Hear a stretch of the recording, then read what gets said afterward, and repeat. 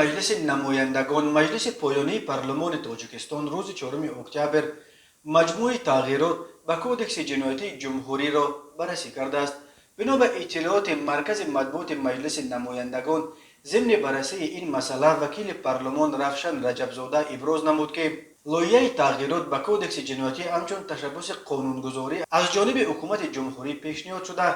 طبق لایحه به کودکس جنایتی جمهوری تاجیکستان ماده 334 قسم 1 اضافه کرده می شود که در آن بند برای غیر قانونی برای ماندن تعلیم دینی از جمله توسط شبکه اینترنت اگر این کردار خصوصیت دینی اکستریمیستی نداشته باشد و در دوام سال پس از تطبیق جزای مأموری برای چنین حقوق ویرانکنی صادر شده باشد جوابگری جنایتی مقرر کرده می شود.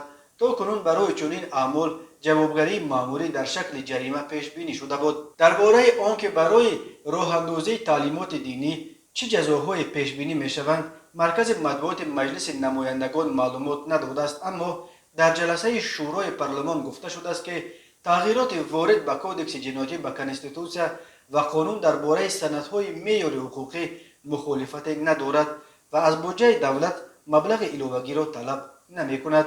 انتظار می رود که این تغییرات در جلسه نوبتی مجلس نمایندگان مورد بررسی قرار داده شود. جوابگری جنایتی برای تشکیل مدرسه های غیر قانونی در تاجیکستان در حال جاری کرده می شود که مقامات در سالهای آخر در راه تعلیمات دینی مانع‌های زیاد ایجاد کردند. از جمله همه دانشجویان تاجیک را که در خارج از کشور مشغول آموختن علوم دینی بودند مجبوراً به وطن برگردانیدند. در خود تاجیکستان تمام مدرسه ها و مکتب های میانه مذهبی بسته شده.